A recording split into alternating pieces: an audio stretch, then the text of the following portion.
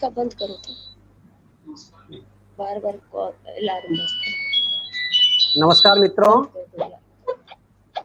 शिक्षा तरुण के खास कार्यक्रम एक मुलाकात शिक्षा तरुण के साथ में आज हमारे साथ हमारी मेहमान हैं आदरणीय बीके मीना दीदी। बीके मीना दीदी पिछले 30 वर्षों से अध्यात्म की साधना में लगी हुई हैं और प्रजापिता ईश्वरीय विश्वविद्यालय में कंकरबाग पटना में पिछले 30 वर्षों से राजियों का प्रशिक्षण दे रही हैं और खुद भी प्रशिक्षण ले रही हैं। दीदी एक प्रेरक व्यक्तित्व भी हैं, अपने प्रेरक प्रसंगों से, अपने प्रेरक बातों से लोगों में चेतना जगाती हैं, लोगों में एक उत्साह का संचार करती हैं और साथ ही साथ लोगों को जीवन जीने की कला सिखाती हैं। बीके मीना दीदी, आपका इस कार्यक्रम में बहुत बहुत स्वागत है। ओम शांति दीदी। ओम शांति, धन्यवाद, थैंक यू। दीदी, हम लोग ब्रह्म कुमारी में ओम शांति कह के विश करते हैं एक दूसरों को, इसका क्या अर्थ हुआ दीदी? ओम शांति का क्या अर्थ हुआ? ओम शांति का अर्थ हुआ कि मैं आत्मा शांत स्वरूप हूँ, शक्ति स्वरूप हूँ और मैं आत्मा, हम शांति के लिए, हमारा स्वधर्म ही शांति है। शांति के लिए मंदिर मस्जिद सभी जगह हम भटकते हैं कि शांति मिले, लेकिन हमें शांति कहीं नहीं मिलती है। शांति हमारे मन के अंदर है। मन के द्वारा जो हम संकल्प लेते हैं, बुद्धि द्वारा जो निर्णय करते हैं, वो ही हमारे संकल्पों में जो आता है वही हमारे विचारों में आता है, फिर वृत्तियों में आता है। अब वृत्तियों में आने के कारण फिर वही हमारे निजी संस्कार में भी हो जाता है। तो ओम शांति का अर्थ होता है कि मैं अपने आप को जानूं, असली अपने पिता को जानूं और मेरा असली घर कहाँ है। बहुत ही गूढ़ है दीदी। एक ओम शांति शब्द में जो है हमें अपने असलियत का पता चलता है। हम बार बार इस बात को रिपीट करते हैं कि मैं एक शांत आत्मा हूँ। बहुत ही बड़ी बात है दीदी, और इस तरह हम लोग एक दूसरे को याद भी दिलाते हैं। दीदी, हमारे पास बहुत सारे दर्शकों ने सवाल भेजा है आपके लिए। हमारे पास एक दिल्ली से हमारी दर्शक हैं रेखा वांगर जी, राखी वांगर जी। इन्होंने सवाल भेजा है कि आज हम शांति और आनंद की खोज में कई तरह के उपाय करते हैं, लेकिन क्षणिक आनंद के बाद फिर से अशांत हो जाते हैं। बहुत सारे उपाय करते हैं, बाहर जाते हैं, हिल स्टेशन जाते हैं, तरह तरह का रिट्रीट करते हैं, लेकिन कुछ दिनों के बाद फिर से अपने पुराने स्थिति में आ जाते हैं, अशांत हो जाते हैं। दीदी, इसका क्या कारण है? क्यों नहीं हमें एक परमानेंट शांति क्यों नहीं हमें हमेशा महसूस होती है? क्योंकि असली हम अपने स्वधर्म को भूल जाते हैं।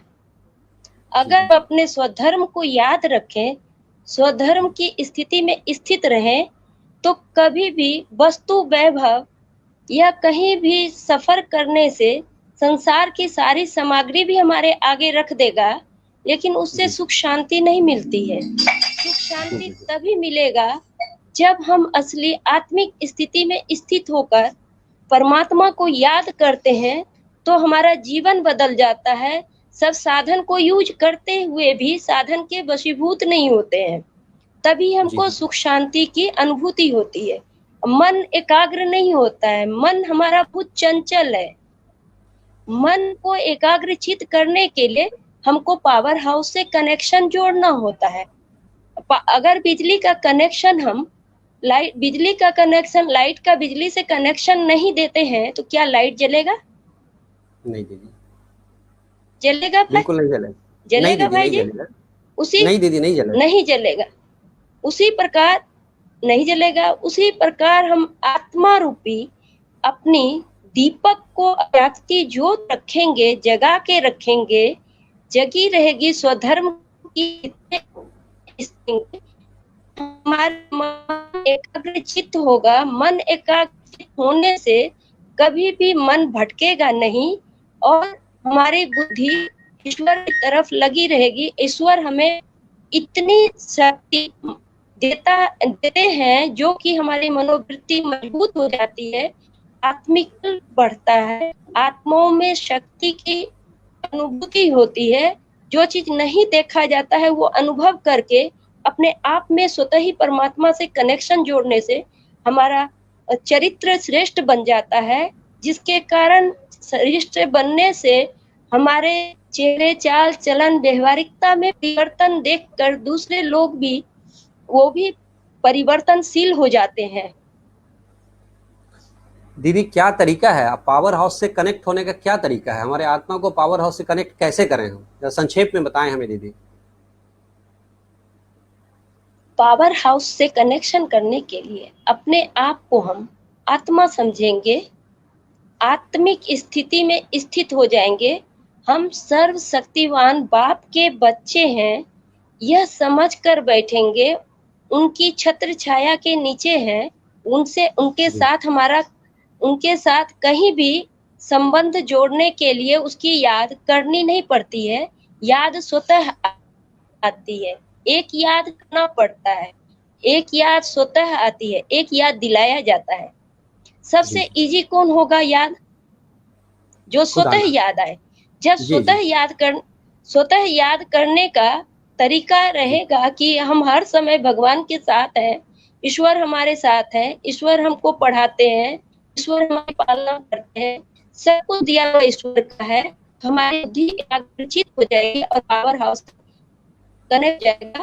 कनेक्शन इतनी आनंदित हो जाए, जो सब कितना भी है तो उसके सामने हमारा आनंद कुछ कोई नहीं सकता है, ना हमारी बुद्धि कर सकता है।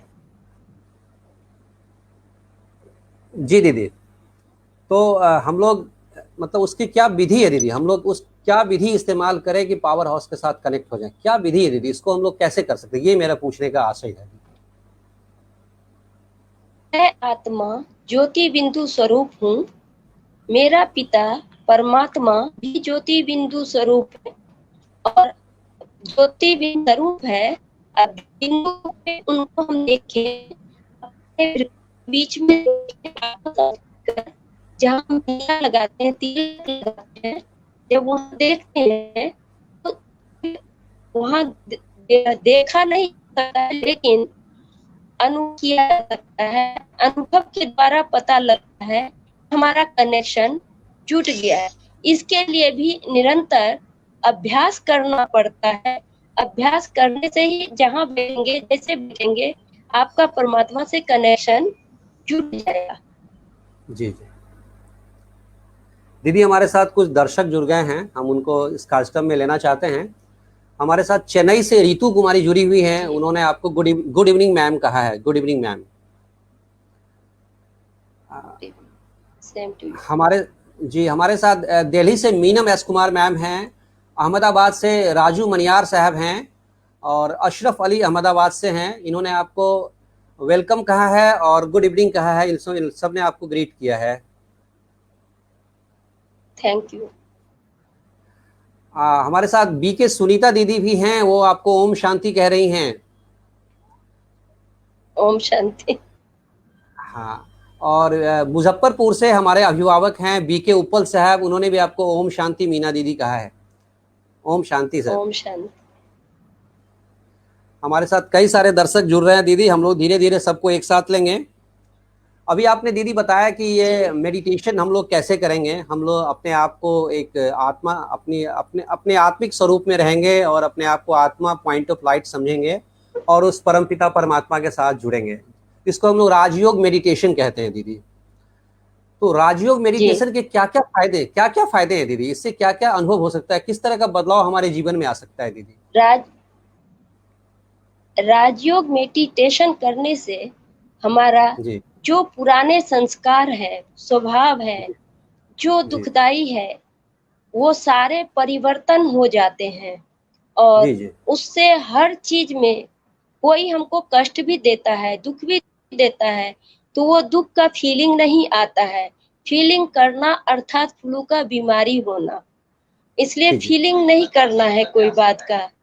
फील जब नहीं करते हैं तो अपने आप में बहुत सुखमय आनंद का अनुभूति होती है और लगता है जी ये तो जैसे कुछ भी नहीं है। इससे बड़े बड़े पेपर भी हमारे पास आने वाले हैं। यहाँ कोई कागज कलम की पेपर नहीं आती है, यहाँ जी ब्राह्मण जी परिवार का आएगा, लौकिक परिवार का आएगा, लौकिक और समाज का आएगा, सब तरह के पेपर आएंगे। उसमें जब परमात्मा से कनेक्शन जोड़ते हैं और परमात्मा की हर समय याद में रहते हैं तो वो पेपर पेपर नहीं लगता है, खेल लगता है। खेल समझकर उसको सहज ही पार कर लेते हैं, नहीं तो बड़ा मुश्किलात लगता है जब पेपर नहीं खेल नहीं समझते हैं तो। हर पेपर मतलब आत्मा जीवन। का इस पेपर माने कोई भी परीक्षाएं आई, कोई भी जी। कठिनाइयां परिस्थितियाँ। आई, उसको जी। खेल समझ कर पार करेंगे तो हमें जी। दुख का अनुभव नहीं होगा। अगर उसको जी। खेल समझ के पार नहीं करेंगे तो अपने ही स्वभाव संस्कार से हम अपने आप को दुखी कर देते हैं। जी। जी। तो राजयोग मेडिटेशन से हम इस स्थिति में आ जाएंगे जो कई किसी भी कठिनाइयों को हम लोग आराम से सह सकते हैं, बिना सहज रीति से बिना पार कर सकते। जी, बिना मानसिक स्थिति हमारा बिना हिले, बिना हम लोग अपने आप को अनस्टेबल किए हुए उस सारी परिस्थितियों से लड़ सकते हैं, उनका सामना कर सकते हैं। दीदी हमें एक दो चीज़ों हमारे साथ और दर्शक जुड़े हैं, हमारे साथ श्रवण कुमार जी जुड़े हैं, उन्होंने ओम शांति कहा है आपको। Thank you Shravan Kumar ji. ओम शांति, थैंक यू। दीदी अभी हम लोग चर्चा कर रहे थे कि संकल्प से सिद्धि होती है, ऐसा कहा जाता है कि संकल्प से सिद्धि होती है, हम जैसा सोचते हैं वैसा हमारा भाग्य बन जाता है। दीदी हमें आप बताएं ये इसको जरा विस्तार से बताएं कि कैसे हमारी सोच से हमारा भाग्य बनता है, कैसे हमारे संकल्प से हमें सिद्धि मिलती है। संकल्प से हम सृष्टि रचते हैं। जी जी। किसी के लिए हम कुछ सोचते हैं, जी जी। गलत या सही, जी सकारात्मक या नकारात्मक जो भी सोचते हैं, जी। वो जी सृष्टि हम खुद रचते हैं। वो जी। सृष्टि जो रचते हैं वो पहले किसके पास जाएगा? अगर पहले हमारे मान पास। लीजिए जी एक गिलास कोई भूखा व्यक्ति आया है, एक गिलास जी। उसको दूध पिला दिए, जी तो जी। दूध पिलाने से उसका भूख भी और प्यास भी मिट गया, वो तृप्त जी होके चला गया। कोई जी। सेल्समैन बेचने आया, उस बहन के पास कुछ भी नहीं है, वो एक गिलास जी दूध पिला दिया। कल के जी। जी डेट में कहा जाता है जैसा हम व्हाइट बॉल भेजेंगे तो व्हाइट आएगा, रेड भेजेंगे तो रेड आएगा। जैसा बॉल हम भेजते हैं उसी ढंग का हमको रिटर्न जर्निंग होके मिलता है। जी। जी जैसा सोचेंगे वैसा बन जाएंगे। संकल्पों से अपने लिए ही अपने सृष्टि को रचते हैं। जी। संकल्प हमारे बोल श्रेष्ठ होने चाहिए, कर्म श्रेष्ठ होना चाहिए, चलन श्रेष्ठ होने चाहिए, व्यवहार श्रेष्ठ होने चाहिए, जी। जी वचन श्रेष्ठ होने चाहिए, दृष्टि वृत्ति कृति श्रेष्ठ होने चाहिए। जी। हर व्यक्ति चाहे मेरा दुश्मन भी हो, उसके ऊपर भी फूल बरसाना चाहिए, दुश्मन जी। को भी गले से लगाना चाहिए। उसको दुश्मन के रीति से नहीं देखना है, उसको शुभ भावना, शुभ कामना, पॉजिटिव थिंकिंग से देखना है। जब पॉजिटिव सकारात्मक विचार से देखते हैं, उसको उसके जो गंदे विचार भी होते हैं वो परिवर्तनशील हो जाती है। दूसरे को हम आज तक क्या करते आए, वो बदले तो मैं बदलूं, जग बदले तो मैं बदलूं, लेकिन नहीं। यहाँ भगवान स्वयं कहते हैं, स्व परिवर्तन से विश्व परिवर्तन। पहले स्वयं को परिवर्तन करो, फिर विश्व परिवर्तन होगा। जब हम अपने विचारों में परिवर्तन लाते हैं, धारणाएं करते हैं, वो धारणाएं करके उसका स्वरूप बनकर किसी को सुनाते हैं, तो हमारे चाल चलन और दृष्टि वृत्ति से उनको उनको आपे ही अनुभूति होता है कि नहीं, ये दुनिया के मनुष्य आत्माओं से कोई दूसरी आत्माएं हैं। इसलिए जितना हम भगवान को याद करेंगे और याद करेंगे, उतना ही हमारे चरित्र श्रेष्ठ बनता जाएगा। धन गया तो कुछ नहीं गया, चरित्र गया तो सब कुछ गया। यहाँ चरित्र को ही श्रेष्ठ मूल्यवान बनाना है। आध्यात्मिक से ही हम राजाओं का राजा भी बनते हैं। जी दीदी, अभी आपने कहा कि जो लोग हमसे नफरत भी करते हैं, जो लोग हमारे साथ अच्छा व्यवहार नहीं करते हैं, उनके लिए भी अच्छा सोचना है, उनको भी गले लगाना है। लेकिन इस काम में दीदी सबसे जी बड़ी बाधा जो है वो हमारा ईगो होता है। उस ईगो के कारण हम लोगों के साथ खुल नहीं पाते हैं, लोगों के बारे में अच्छा सोच नहीं पाते हैं। हमारी ईर्ष्या होती है, हमारा जलन होता है, हमारा इन्फेरिटी कम्प्लेक्स होता है। इन सब चीज़ों को कैसे हम जीते, इन सब चीज़ों पर कैसे विजय प्राप्त करें दीदी? क्या प्रैक्टिकल तरीका हो सकता है जो हर आदमी कर सकता है इसको? उसमें भी बहुत सारे हैं, काम, क्रोध, लोभ, मोह, अहंकार। इसके जी बहुत सारे छोटे छोटे बाल बच्चे होते हैं। जी। जी बाल बच्चे होते हैं, ईर्ष्या, द्वेष, घृणा, आलस, अलबेलापन, ईगो। जी। तो जी ईगो तो पहले ही आता है, सबसे पहले आता है। जी दीदी।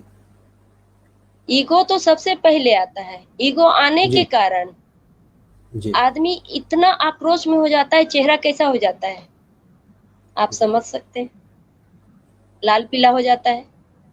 जी जी ईगो वाले जो बहुत ईगो होता है वो किसी को भी कुछ कर सकता है, वो जी अपने बस में नहीं रहता है, वो परवश होता है किसके, माया के। माया जो है बहुत जबरदस्त है, वो किस रूप में किसको पकड़ेगी कोई नहीं जानता है। तो इसलिए क्या सहज। माया जीत जगत जी जी जीत बनने के लिए, काम क्रोध लोभ मोह अहंकार पे विजय प्राप्त करने के लिए हमको मेडिटेशन करना पड़ेगा। आध्यात्मिक राजयोग से के द्वारा ही हम सीख सकते हैं मेडिटेशन कैसे करें और बुद्धि को एकाग्र चित्त कैसे करें। जब बुद्धि को एकाग्रचित करना, मेडिटेशन करना सीख जाएंगे, यहाँ भगवान कहते हैं आपके पास आएंगे तो क्या देना पड़ेगा, पढ़ाई का क्या फीस है, कहते हैं ना भाई जी। जी जी यहाँ तो फीस की बात नहीं है। भगवान स्वयं कहता है, बच्चे आपके अंदर जो काम क्रोध लोभ मोह अहंकार ईर्ष्या द्वेष घृणा है वो मुझे दे दो, और मुझे दे दो। कीचड़पट्टी जो हमारे अंदर है वो जी भगवान हमसे स्वयं लेता है। वो भविष्य 21 जन्मों के लिए हमको जी राज्य भाग्य देता है, वो विश्व सतयुग में देता है। यहाँ तो कलयुग में देखिए तो कीचड़ है, कीचड़ों में रहते हुए हमको कमल फूल समान खिला हुआ गुलाब बनना है। तो गुलाब जी बनने के लिए सब बातों को देखते हुए, सुनते जी हुए, जी खेल समझ के हर परिस्थिति को पार करना है। तभी हम हर काम क्रोध लोभ मोह अहंकार सभी प्रकार के विकारों पे विजय प्राप्त कर लेंगे। तो निश्चित है हम श्रेष्ठ संकल्प, श्रेष्ठ वाइब्रेशन औरों तक भी पहुंचा पाएंगे। जी। मतलब मेडिटेशन के जो द्वारा हमारे दीदी में हम। रहेगा वही हम दूसरों को दे पाएंगे। जी जी। तो क्या मेडिटेशन के द्वारा हम इन सब चीजों पर विजय प्राप्त कर सकते हैं दीदी? अवश्य कर सकते हैं। मेडिटेशन से जो चाहे, जैसा चाहे, जिस समय चाहे वो हम प्राप्त कर सकते हैं। 8 शक्ति है, शक्तियों के आधार पर समय पर यूज करेंगे, समाने की, सहन करने की, परखने की, निर्णय करने की, सहयोग की, संकीर्ण करने की, जी जी समेटने की। क्योंकि कोई छोटी बातें होती है, कोई एक बात बोला तो हम 10 बात बोलते हैं, उसको जवाब देते हैं, तो उससे जी क्या दीदी। होता है, पहाड़ बन जाता है। जी छोटी छोटी बातों को पहाड़ नहीं बनाना है, राई बना के, रुई बना के उसको फूंक देने से क्या होगा, जी उड़ जाएगा। बातों का विस्तार नहीं करना है, सार में लेके उसको समेट लेना है। कोई बात होती है उसको संभाल लिया जाता है, कोई को समेट लिया जाता है, कोई में सहयोग दिया जाता है, तब इतने बड़े कार्य भी, बहुत बड़े कार्य दुनिया में, एक शादी ब्याह करते हैं मनुष्य थक जाते हैं, भगवान के घर में तो रोज एक शादी के मौखिक प्रोग्राम होते रहते हैं, फिर भी कोई नहीं थकता है। क्यों? भगवान कहता है 10 किलोमीटर दूर भी चलोगे तो भी थकोगे नहीं। इसलिए नहीं थकोगे क्योंकि आपके साथ भगवान है, भगवान की छत्र छाया है, भगवान आपको सुरक्षा कवच देते हैं, ऊपर से रक्षा करते हैं। अब भगवान से बढ़ के रक्षा कोई हमारा साथी बन के नहीं कर सकता है। सबसे बड़ा साथी दुनिया में अगर है हमारा तो एक ईश्वर है। ईश्वर को सच्चा साथी न मानने के कारण ही हम इतनी परिस्थितियों में, इतने इतने दुर्बलता में, इतने महामारी में गुजर रहे हैं, लेकिन उसमें भी हम सही ढंग से अपने आप को मैनेज नहीं कर पा रहे हैं। सही ढंग से मैनेज तभी कर पाएंगे जब हम ईश्वर से सही संबंध जोड़कर, सच्चा संबंध जोड़कर, हम राजयोग के मेडिटेशन द्वारा हम हर कार्य को करना शुरू करेंगे। हर कार्य से पहले 3 मिनट परमात्मा को याद करके करेंगे, हर चीज पर हम विजय प्राप्त कर सकते हैं। दीदी, हमारे बहुत सारे दर्शक जानना चाहते हैं, हमारे शिक्षा गुरु की सचिव हैं, अध्यक्षा हैं कुमारी शिल्पी जी, कुमारी रेणुका जी, सब लोग जानना चाहते हैं कि मेडिटेशन के बारे में थोड़ा और विस्तार से बताएं कि हम कैसे मेडिटेशन को करें, थोड़ा इसके बारे में बताएं। मेडिटेशन के बारे में मेडिटेशन करेंगे, मैं आत्मा ज्योति बिंदु स्वरूप हूँ, जी और सब ये बाहरी बातों को, संसार की बातों को, या जो भी मन में संकल्प आते हैं, सब विचारों को समेट कर बिल्कुल ही मन बुद्धि को एकाग्रचित कर लेंगे।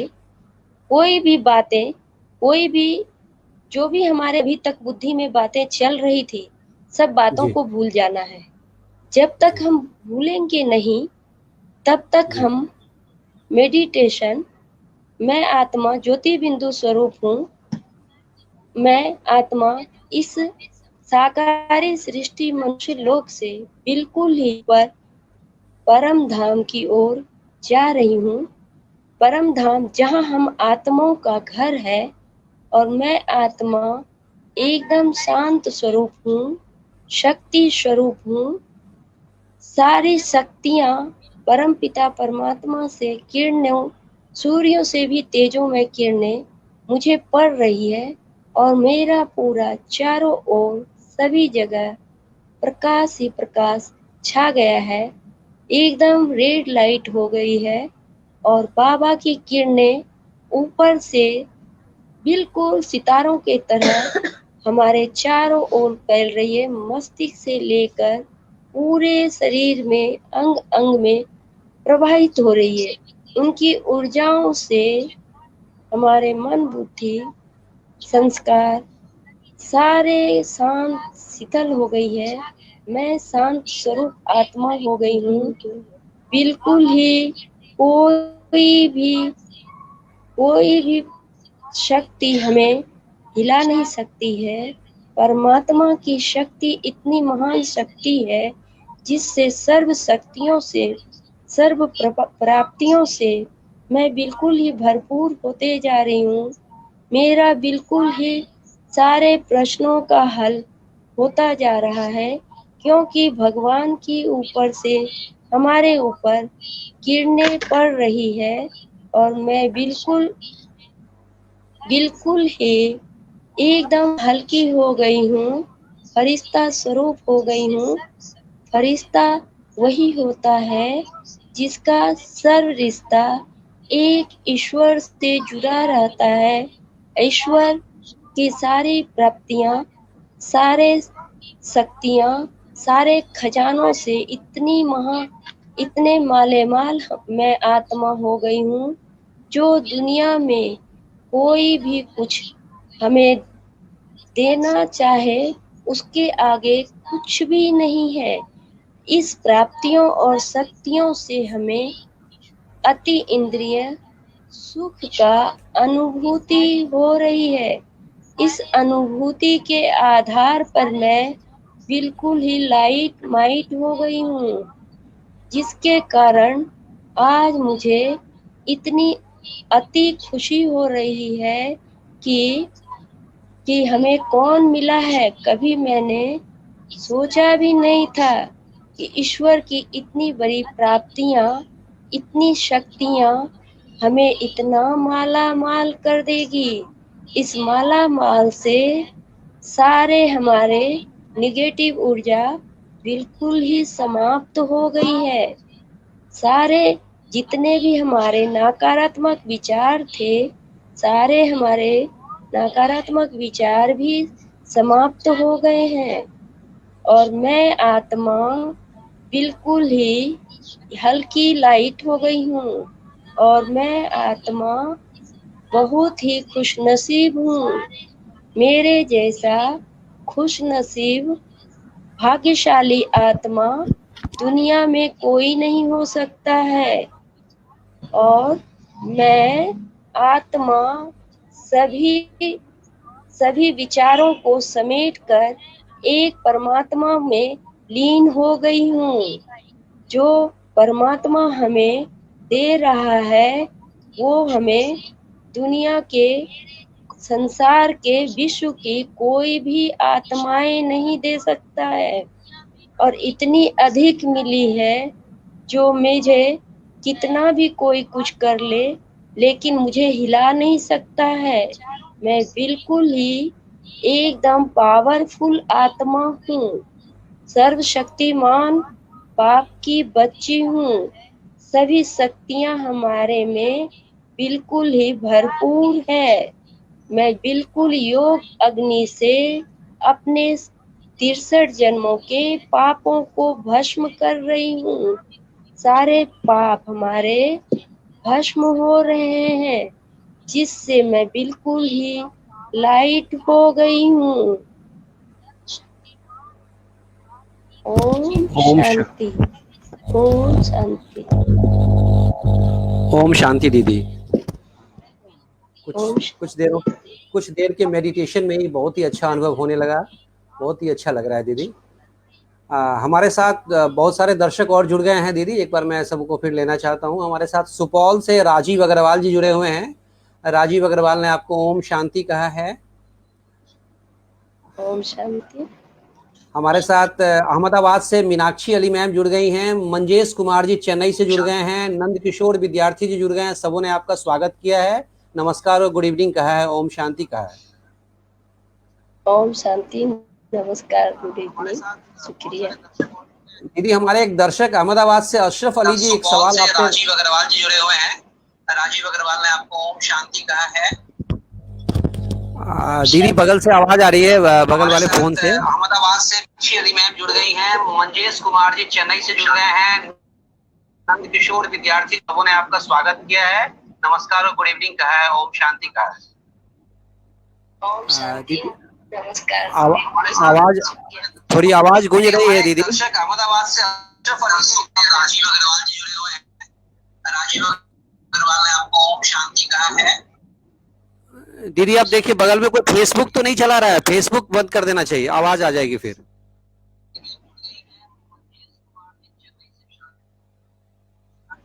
ठीक है दीदी, ठीक है अब। हाँ मीना दीदी हमारी आवाज आ रही है आपके पास? मीना दीदी मेरी आवाज आ रही है आपके पास? हाँ आ रही है। हाँ दीदी अब ठीक है। अशरफ अली जी हमारे साथ, हाँ, हमारे आ दर्शक। रही है भाई जी। हाँ दीदी हमारे दर्शक जुड़ गए हैं अहमदाबाद से। अशरफ अली जी एक प्रश्न चाहते हैं आपसे, जवाब चाहते हैं कि अभी सारी दुनिया में कोविड-19 की जो बीमारी है, जिससे सारी दुनिया एक तरह से परेशान है और सब डर में, भय में है। ऐसी परिस्थिति में अपने आप को और अपने परिवार को कैसे मानसिक रूप से सुदृढ़ बनाएं, कुछ उपाय बताएं।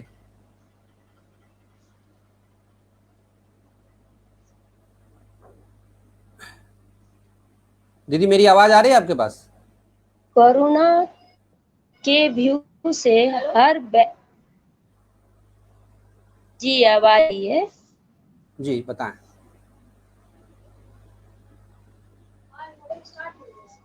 कोरोना के व्यू सारे डर रहे हैं जी। इसलिए डर रहे हैं कि कोरोना सबको चपेट में ले लेता है। एक को होता है तो पूरे घर को चपेट लेता है। जी। कोरोना के महामारी से बचने के लिए हमें कई तो स्थूल में साधन है जो उपाय करनी है।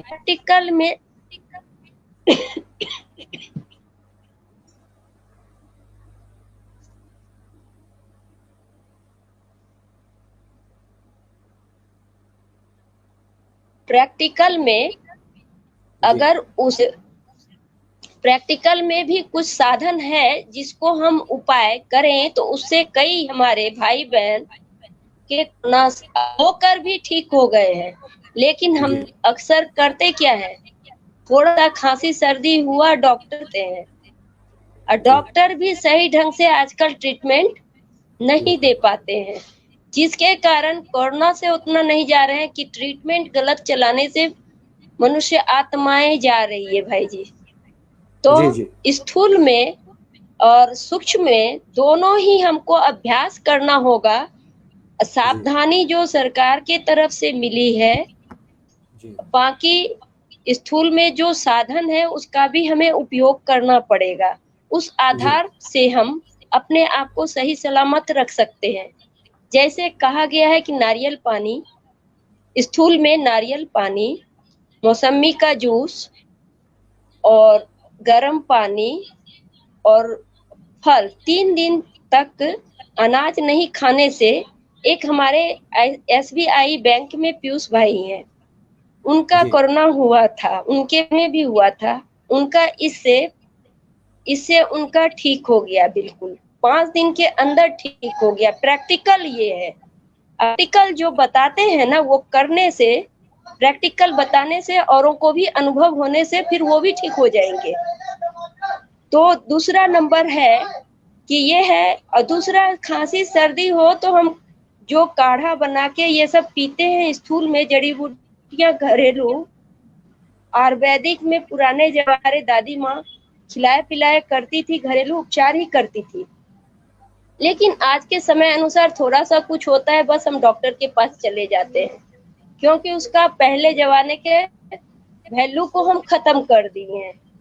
फिर से अब पहले जमाने के वैल्यू में हमको आना पड़ेगा, जो दादी माँ करती थी, आना पड़ेगा ना भाई जी? जी जी दीदी। उससे ही, और दूसरा ज्ञान के माध्यम से हम प्रैक्टिकल परमात्मा को जब याद करेंगे कि हमारे साथ सर्वशक्तिवान बाप है, मैं पवित्र आत्मा हूँ, शुद्ध आत्मा हूँ, प्योर आत्मा हूँ, पवित्रता बल है, वो दुनिया कोई मनुष्य आत्माओं में बल नहीं है। जब पवित्रता को हम धारण करते हैं, प्यूरिटी पीस प्रॉपर्टी को जब हम धारण करते हैं, तो उस आधार पर हम अपने आप ही हमारे इम्यूनिटी पावर बढ़ जाती है। आज कोरोना किसको कर रहा है? जिसकी इम्यूनिटी पावर कम होती है उसको ही अनेक प्रकार के बीमारी कोरोना अटैक करता है।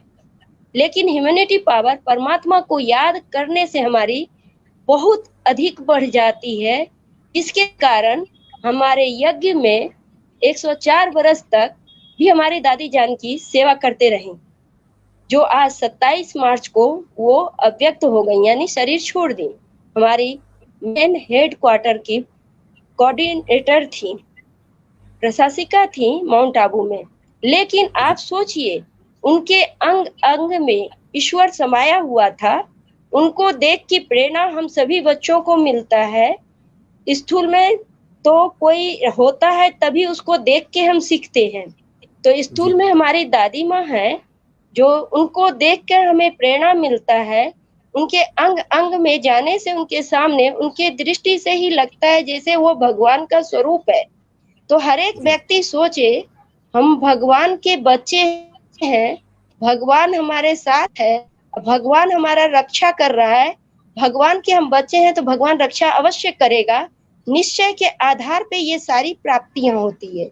अगर निश्चय में थोड़ा भी संशय आया तो प्राप्ति नहीं हो सकती है। जहाँ निश्चय है वहाँ प्राप्ति है, निश्चय नहीं है तो सफलता भी नहीं मिलती है। निश्चय के आधार पर ही सफलता मिलती है। इसलिए हमें दृढ़ संकल्प होना चाहिए कि हमारे साथ स्वयं भगवान परमपिता परमात्मा है, जो सर्व शक्तियों से हमें भरपूर करके, सर्व शक्तियां देकर हमें बिल्कुल ever healthy, ever wealthy, ever happy रखता है और रखेगा, निश्चित है। ये शुभ संकल्प हर एक रखें तो निश्चित है कोरोना से हम बच जाएंगे। जी दीदी, हमारे साथ कोलकाता से बनोज ठाकुर जी जुड़े हुए हैं, आपको ओम शांति कह रहे हैं। शंकर मिश्रा जी हैं, नमस्ते कह रहे हैं। नमस्ते दीदी। सुपौल से एंस एंजल है, नमस्कार। Thank you. नरेश शर्मा जी जुड़े हुए हैं, ओम शांति। जम्मू से जुड़े हुए हैं, उन्होंने जय हो नमस्कार कहा है। दीदी हमारे एक जी दीदी ओम शांति, नमस्कार। हमारे एक दर्शक दीदी दिल्ली से उज्जवल कुमार जायसवाल जी ने आपसे एक प्रश्न रखा है, बड़ा ही प्रमुख प्रश्न है और तरह तरह के जवाब हैं। मतलब धर्म क्या है दीदी, इनका कहना है धर्म क्या है, ये आपसे पूछना चाह रहे हैं। बहुत ही महत्वपूर्ण प्रश्न है, धर्म क्या है?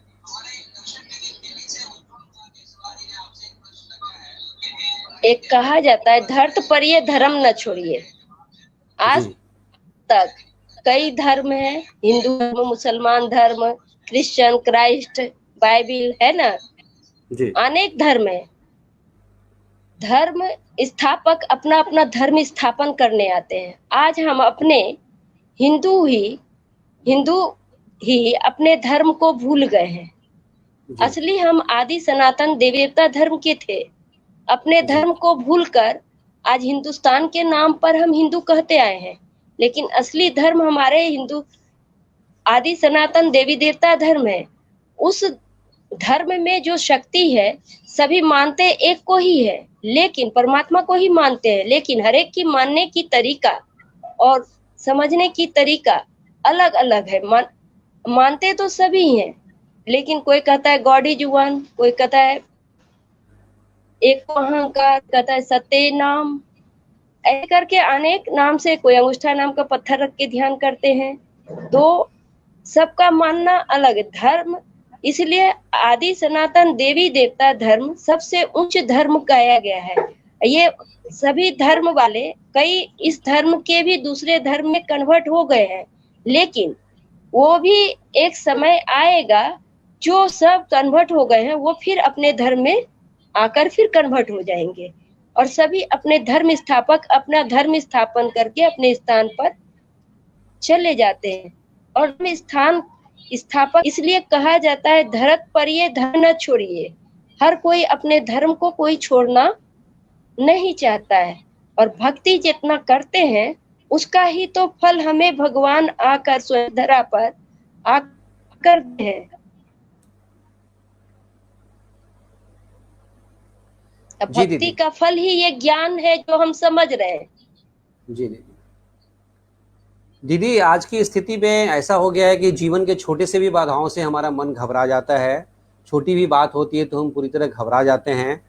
तो जीवन की विपरीत परिस्थितियों में कैसे हम शांत रहकर सही निर्णय कर सकें, किस तरह हम अपने निर्णय को सही साबित करें, सही कर रखें और हर एक परिस्थिति में हमारा मन शांत रहे, मन उद्वेलित ना हो, आप क्या बताती हैं, किस तरह हम ऐसा कर सकते हैं?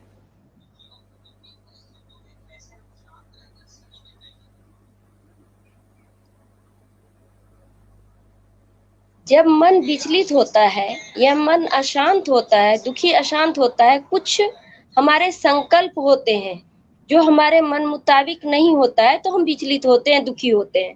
राइट बात है? जी जी भाई जी? जी जी दीदी, बिल्कुल सही है। तो मन मुताबिक जरूरी नहीं है कि हमारे मन मुताबिक हर कार्य होगा, हर कोई हमारे मन मुताबिक चलेगा, हर कोई हम जो चाहेंगे वही होगा, जरूरी नहीं है। लेकिन हम दूसरों को परिवर्तन नहीं कर सकते हैं, लेकिन हम अपने आप को परिवर्तन, अपने मनोवृत्ति को मजबूत बना सकते हैं, हम मनोस्थिति को मजबूत बना सकते हैं। वो परमात्मा को याद करने से, याद मन संबंध, मन जो संबंध हमको लौकिक में मन याद आता है, उस संबंध से लौकिक में जो याद आता है, यहाँ फिर उसी संबंध से हम भगवान को, ईश्वर को याद करेंगे तो मन हमारा कभी भी विचलित कोई भी परिस्थिति में नहीं होगा। जिस समय विचलित हो उस समय सोचे, मेरा मन ऐसा विचलित क्यों हो रहा है, मेरे साथ भगवान है तो ऐसा क्यों हो रहा है। अपने आप में मंथन चिंतन करेंगे तो भगवान उसका सुझाव देता है कि बच्चे, मैं बैठा हूं, तुम क्यों हर बात का बोझ ले लेते हो, सारी बोझे मुझे दे दो तो आप हल्के रहोगे तो कोई भी बातों में आप विचलित नहीं होगे। जब बोझ की टोकरी माथे पे रख लेते हो तभी आप विचलित होते हो। जी दीदी।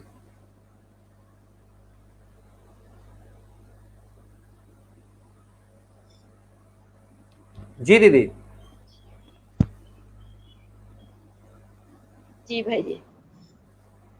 तो मतलब हमको अपने मन पे किसी तरह का बोझ नहीं लेना चाहिए और विपरीत परिस्थितियों में भी ईश्वर से जुड़ के रहना चाहिए। भगवान के ऊपर, जी, सब कुछ भगवान का है। भगवान के ऊपर समर्पण बुद्धि से, दृढ़ संकल्प द्वारा, निश्चय बुद्धि से सोचे कि उसका दिया हुआ चीज है। ये हम जो सोच के अपने आप को परेशान कर रहे हैं, दुखी कर रहे हैं, अशांत कर रहे हैं, इससे हमको मिल क्या रहा है? कुछ मिल रहा है?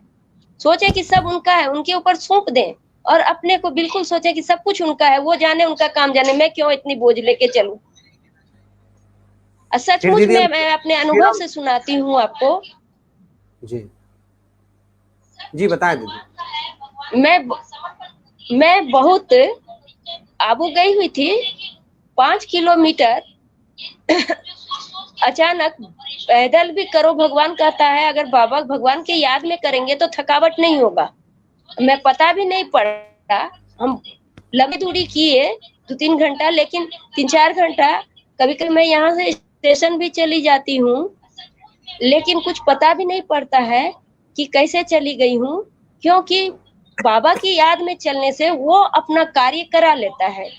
वो कैसे कराता है वो जाने, मैं कुछ सोचती नहीं हूँ, केवल उनको याद करके बैठती हूँ तो वो हर बात का समझ दे देता है। उस आधार पे हमारा हर कार्य में सफलता हमें स्वतः ही मिलती है, और मिलना है निश्चय है। तो जी दीदी, दीदी एक आपसे जुड़ा हुआ प्रश्न है कि आप लगभग 20 वर्ष की उम्र में ही आध्यात्म के क्षेत्र में आ गई हैं, तो क्या किसी तरह की कोई परेशानी आपको जिंदगी में आई कि आप अध्यात्म में आ गई, या खुद ही आपके अंदर ऐसी प्रेरणा आई कि आप इतनी कम उम्र में अध्यात्म की तरफ आ गई? मैं जब छोटी थी, बहुत छोटी थी, करिश्मा से भी छोटी, करिश्मा बहन जी से भी छोटी थी, तो मैं, मेरे घर के बगल में कदम कुआं में सेंटर था। जी जी। तो मैं, मेरा लौकिक, मेरा भाई एक ज्ञान में चलता था, वो जाता था, मैं भी जाती थी। दादी कुंज है जो सामने फोटो भी लगी हुई है, वो बैठी रहती थी, उनसे जाके वहां की यज्ञ की जो प्रसाद होते हैं, हम लोग तो प्रसाद ही कहते थे, यहाँ तो अब भोग और टोली का आना सीख गए हैं, जो होता है प्रसाद। तो मैं दादी के पास जाती थी और कहती थी मुझे मिठाई दो। छोटी थी, छोटा बच्चा क्या करेगा। तो दादी कहती सुनील ये रोज आ जाता है, मुझे तंग करती है, इसको मत लाया करो। तो भैया मुझे छोड़ के जाता था, मैं पैदल फिर पहुंच जाती थी, तो फिर तंग करती थी। तो छोटेपन में जाती थी, उसके बाद बहुत दिन जाना बंद हो गया, पढ़ाई उढ़ाई भी थी, सब बात थी। फिर कुछ दिन के बाद जब मैट्रिक का एग्जाम दे के कुछ साल मैं घर में बैठी, मेरे भाई ज्ञान में चलते थे, मेरे को बोले कि सेंटर पे चलोगी, तो हम बोले हाँ चलेंगे। तो हम एक दिन आए यहाँ सेंटर पर, तो हमको बहुत अच्छा लगा बड़े होने के बाद। जी। तो अच्छा लगा, तो मैंने कहा 7 दिन का कोर्स कर लेती हूँ। तो मैंने 7 दिन रोज आकर कोर्स की, लेकिन घर वालों का बंधन था। घर में मेरी भाभी, जो भैया ज्ञान में चलते थे, वो भाभी मुझे बहुत तंग भी करती थी, कहा करती थी कि कहा करती थी तुम कहाँ जाती हो, इतना सवेरे ताला बंद करके कहाँ चली जाती है। तो मैं कुछ नहीं बोलती थी, भैया मुझे पैसा देता था तो मैं इधर से जाती थी, क्लास कर ली, कोर्स कर ली, कुछ सेवाएं कर ली, यज्ञ में खुशी होती थी, फिर करके मैं कुछ सब्जियां लेते हुए चली जाती थी कि भाभी खुश हो जाएंगी, लेकिन वो खुश नहीं होती थी। ऐसे ही चलता रहा। एक बार क्या हुआ, हाजीपुर में प्रदर्शनी लगानी थी, इंदिरा दीदी महाराष्ट्र की थी, उन्होंने कहा मुझे कि तुम मेरे साथ चलोगी सेवा में। तो मैंने कहा हाँ चलूंगी। तो इंदिरा दीदी ने कहा चलोगी, तो हाँ चलूंगी। तो फिर मैं सोची जाऊंगी कैसे, ये लोग तो गुस्सा करते हैं, मुझे तो जाने नहीं देंगे, डांटते भी हैं, कोर्स तो कर ली। फिर मैं एक कोने में बैठ के रो रही थी, तो मेरा भाई देख लिया, तो भैया बोला क्यों रो रही है, कुछ भाभी ने कहा। मैंने कहा नहीं, भाभी कुछ कहती भी थी तो भैया को नहीं सुनाती थी कुछ कहीं, क्यों फिर भैया बोलेंगे तो झगड़ा हो जाएगा आपस में, उसका भी पाप मुझे लगेगा। तो सुन लेती थी। तो भैया बोला क्यों रो रही है। मैं बोली ऐसे ऐसे सेंटर में मेरे को प्रोग्राम मिला है, फलाने जगह सेवा है, मेरा दिल हो रहा है जाने का, लेकिन जाने नहीं देगा कोई यहाँ से, हमको ये पता है, कैसे मैं निकलूं। तो भैया बोला तुम नारियल के पेड़ था, मेरे कंपाउंड है घर के आगे, तो बोला नारियल के पेड़ के नीचे एक ड्रेस तुम रख देना, एक ब्रश पेस्ट रख लेना, साबुन वहां चल के हम खरीद देंगे, और जरूरत की जो होगा वहां खरीद देंगे। एक छोटी सी बैग लेके आई, बैग रख दी, उसमें रख दी, आ गई। उसके बाद मैं आई, प्रदर्शनी में गई। प्रदर्शनी में जाने के बाद मैं बिल्कुल ही वहां से, प्रदर्शनी में बहुत अच्छा लगा, वहां से आने के बाद सेवा बहुत अच्छा लगने लगा, मेरे को घर जाने का मन नहीं होता था, लेकिन एक मोह था, मोह ही कहेंगे। भैया आता था मैं रोती थी, सामने जब आता था तब रोती थी। तो दादी कहती हैं कि कुन दादी कहती थी मीना जाओगी, घर जाओगी, फिर मैं सामने से हट जाती थी। ये 5-6 महीना मेरा खेल पाल चला, खेल पाल ही कहेंगे। फिर जाके भैया बार बार मुझे कहता था, उसके बाद मैं घर नहीं गई लौट के। फिर भैया कहा मुझे, भैया कहा मुझे तुम यहीं रहोगी, हम बोले हाँ यहीं रहेंगे। तो यहाँ रहने लगी। फिर भैया कहते दादी को कहो मधुबन कब ले जाएंगी माउंट आबू हेडक्वार्टर। 6 महीना में कोई माउंट आबू भाई जी जाता नहीं है, साल भर कम से कम धारणाएं करनी पड़ती है। लेकिन मेरा लक, मैं बहुत भाग्यशाली थी, पद्म पदम भाग्यशाली थी, सौभाग्य भाग्यशाली थी, जो बाबा ने हमें चांस दिया। जैसे आपने आज तरु शिक्षा तरु में आपने हमें चांस दिया, सबसे मिलने का सौभाग्य प्राप्त हुआ। ये भी मेरे लिए खुशनसीब की बात है कि इतनों को मैं अपने तरफ से अपनी अनुभव सुना रही हूँ। तो नहीं गई, यहाँ रही। उसके बाद 6 महीना के अंदर, फिर 6 महीना के अंदर दादी ने कहा मधुबन चलोगी जी।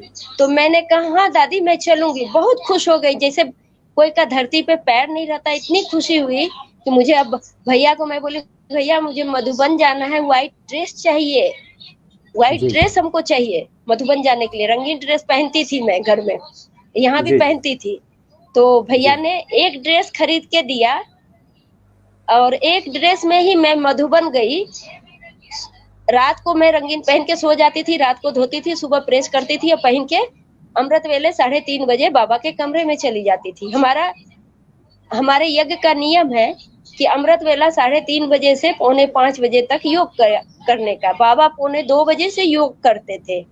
जो प्रजापिता ब्रह्मा जिनका नाम दादा लेखराज नाम था, लक्खीराज बाबू के नाम से प्रसिद्ध है। तो वो गए तो वहाँ 6 महीना में गए तो हम लोग को पहली बार सेवा का टर्न मिला था। उस समय जोन बाई जोन सेवा का टर्न बांटा गया। उस समय शांतिवन बन रहा था और बहुत हार्डवर्क सेवा था। उसी समय मेरी दादी जी का पैर फ्रैक्चर हो गया, गिर गई। तो दादी जब गिर गई तो दादी ने कहा कि मैं तो गिर गई तो रात को तो कुछ नहीं हुआ, दूसरे गीत गाई, स्टेज पे जाके इंजेक्शन लग गया। फिर दादी जी ने कहा जी दीदी जी दीदी बताएं।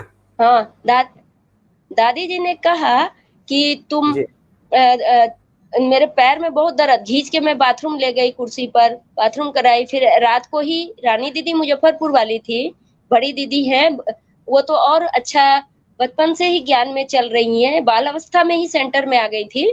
कुन दादी भी 9 वर्ष की आयु में ही आ गई थी ज्ञान में। तो गिर गई तो फिर मैं सोची कि गिर गई हैं तो चादर लेके आती हूँ इंजेक्शन। इतने में दादी स्टेज पे जाके गीत गा रही थी, संदेशी दादी उड़ीसा की थी, उनके साथ। फिर मैंने दादी को रूम में ये सब हुआ, उसके बाद एक्सरे हुआ तो फ्रैक्चर। दादी कहे एक दिन भी हम शुद्धता मंदिर में कैसे जाते हैं, पूरा शुद्धता के साथ जाते हैं। तो ये मंदिर ही है ना भगवान के घर। तो लैट्रिन के वस्त्र से भी नहीं रहते हैं, तो शुद्ध मन शुद्ध, तन शुद्ध, सब शुद्ध चाहिए, पवित्र। तो जब मन तन सब शुद्ध होगा तो उस वाइब्रेशन से हमें एनर्जी, पावर, शक्ति मिलती है। तो दादी ने कहा मैं बेड पर कैसे रहेगी मीना, नहाएगी कैसे। मैंने कहा दादी आप चिंता नहीं करो, बाबा बैठा है, आपको बाबा संभालेगा, बाबा करेगा, इसके लिए आप सोचती क्यों हो। अब मुझे गंदगी बिल्कुल पसंद नहीं थी शुरू से। तो डॉक्टर बनारसी भाई हैं मेडिकल विंग के, वो हमको बोले एक नर्स दे देती हूँ मीना बहन, आप कितना करोगी, वो मदद करेगी। उसकी सफाई मुझे पसंद नहीं थी, मैं हटा दी उसको, मैं आपे ही दादी की करने लगी। दादी मेरे से बिल्कुल संतुष्ट रहने लगी।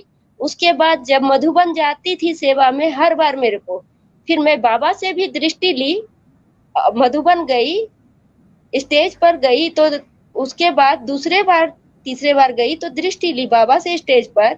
तो मैं यहाँ किशनी दादी भी रहती थी, कुन दादी की मौसी, तो उन्होंने कहा मेरी बाबा को याद देना। तो मैंने बाबा को याद दिया, याद दे के रिटर्न हम लौटने लगे, आने लगे। फिर बाबा ने फिर से मुझे बुलाया।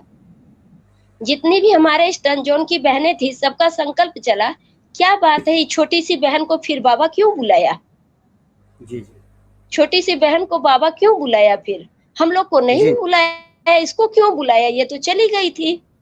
जी। लेकिन बाबा के मन के संकल्प क्या थे, मेरे मन में कुछ संकल्प नहीं था। हमने सोचा दृष्टि लिया, मेरा बहुत बड़ा भाग्य बना। लेकिन बाबा ने बुला के एक एप्पल हाथ में दिया और कहा ले जाओ बच्ची, किसनी को भी खिलाना और आप भी खाना। तो मुझे लगा मैं कितनी भाग्यशाली हूँ। पहली बार स्टेज पर आने के बाद मुझे भगवान के हाथ से, भगवान से दुनिया मिलने के लिए तरसती है। भगवान दुनिया को देखने के लिए तरसती है, हमको भगवान से सम्मुख हाथ में टोली मिल रही है, तो इससे बड़ा भाग्य और सौभाग्य कहाँ से प्राप्त होता। इसलिए बड़ों के संग से बहुत बड़ा भाग्य ये कुंज दादी के संग से हमें प्राप्त हुआ। सच में दीदी आप बहुत उसके बाद मैं लगा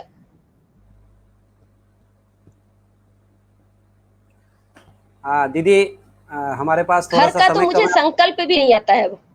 जी जी, आप सच में बहुत भाग्यशाली हैं कि बहुत कम उम्र में आप जो हैं यहाँ आ गई हैं और भगवान की सेवा कर रही हैं, लोगों की सेवा कर रही हैं और अपने अच्छे वाइब्रेशन से वातावरण की सेवा कर रही हैं, मानव सेवा कर रही हैं। इसके लिए आपको हम हृदय से धन्यवाद देते हैं दीदी। आप हमारे साथ जुड़ी, ये हमारा सौभाग्य है कि आप जैसी दिव्य आत्मा हमारे साथ जुड़ी और अपने विचारों से हम लोगों को प्रेरित किया, प्रोत्साहित किया। मैं एक धन्यवाद उन्हें भी देना चाहता हूं जिसकी मदद से आप हमारे साथ जुड़ी हैं। जो आपके बगल में हमारी मेंबर बैठी हैं करिश्मा मिस, वो करिश्मा जो है वो अपने घर से साइकिल से आपके सेक्टर पे आई हैं और उन्होंने आपको थोड़ी सी टेक्निकली आपको थोड़ा सा उन्होंने आपको जोड़ा है। मैं उनको एक बार धन्यवाद देना चाहता हूँ। उन्हें एक बार कहिए कैमरा के सामने आने के लिए, करिश्मा मिस को। कैमरा के सामने आओ करिश्मा मैम। नहीं आओ, आ जाओ। ठीक है बेस।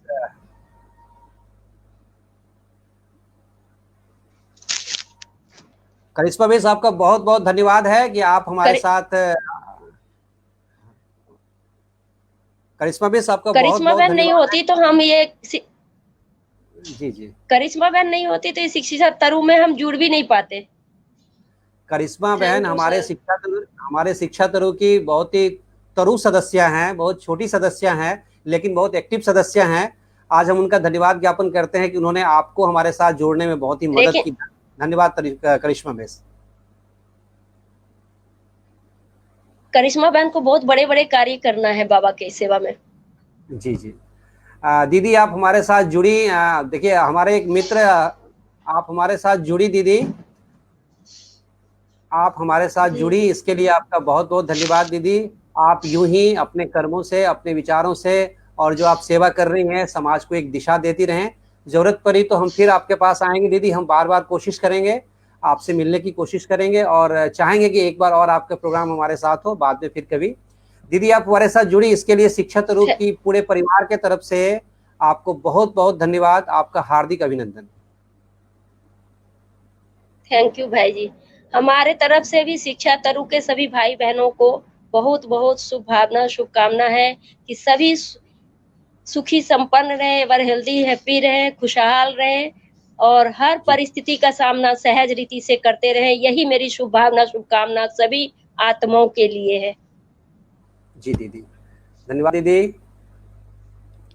शिक्षा तरु हर सप्ताह आपको एक ऐसे ही ऐसे प्रेरक व्यक्तित्व के साथ आपकी मुलाकात करवाएगी। आपको बहुत बहुत आप हमारे साथ जुड़े रहें। आप 50 मिनट तक, 54 मिनट तक हमारे साथ जुड़े रहें। हमारे कार्यक्रम को आपने देखा, इसके लिए आपका बहुत बहुत धन्यवाद। आप हमारी संस्था के साथ जुड़ सकते हैं, गरीब बच्चों की शिक्षा में मदद कर सकते हैं। आप हमारे वेबसाइट पर जा सकते हैं। मैं जरूर करेंगे भाई जी। संपूर्ण दर्शकों को, सभी दर्शकों को हार्दिक धन्यवाद देता हूं और आपसे विदा लेता हूं। नमस्कार, धन्यवाद।